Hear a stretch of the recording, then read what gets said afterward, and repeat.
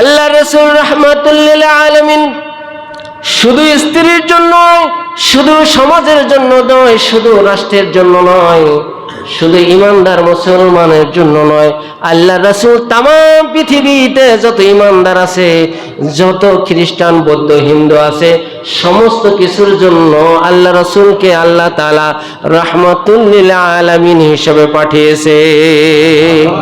এই জন্য একজন হিন্দু ভাই, একজন হিন্দু বোন, খ্রিস্টান ভাই, খ্রিস্টান বোন যখন আল্লাহ রাসূলের জীবনী পড়া শুরু করে, আল্লাহ রাসূলের ভালোবাসার কথা যখন পড়া শুরু করে, তখন আস্তে আস্তে করে সেই ব্যক্তি দেখে যে রাসূলের চাইতে ভালো কেউ পৃথিবীতে আসে নাই।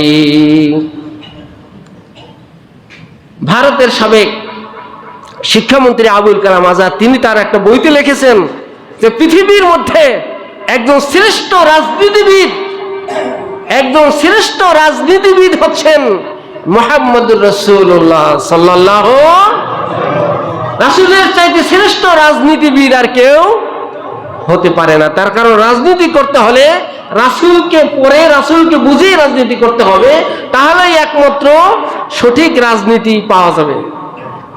কারণ তার রাজনীতির মধ্যে কোনো মিথ্যা নাই। কি বলেন আছে? টাকা পয়সা মাইরা ঘর বাড়ি করতে হবে, এটা আছে? নাই। এই জন্য তিনি স্বীকার করতে বাধ্য হয়েছেন।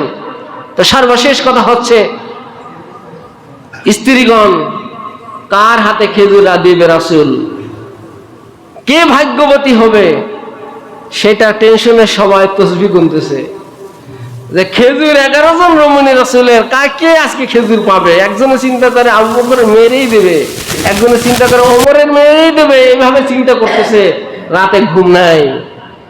সকালবেলা ফজরের পরে তখন পর্দার আয়াত নাজিল হয় নাই। এক স্ত্রী আর এক স্ত্রীর দুয়ার ধারে গিয়ে, দরজার সামনে গিয়ে মিষ্টি মিষ্টি হাসে, মিষ্টি মিষ্টি হাসার আঙ্গুল দেখায় যে তোমার চাইতে আমাকে রাসূল বেশি ভালোবাসছে, কারণ আমার হাতের মধ্যে রাসূল খেজুর দিয়েছে। সুবহানাল্লাহ বলেন। আর একজন স্ত্রী এসে আর একজন স্ত্রীকে হাতের আঙ্গুল দেখায়, মিষ্টি মিষ্টি হাসে, কারণ কি বলে, জিজ্ঞাসা করে তুমি তো গত রাতে খেজুর পাও নাই, রাসূল আমার হাতের মুঠায় খেজুর দিয়েছে। সর্বশেষ এক একজনের বলতে বলতে দেখে যে 11 জন স্ত্রীর হাতে একই সময়, একই রঙের, একই কালারের, একই মূল্যের, একই গাছের খেজুর চলে গেছে। সুবহানাল্লাহ।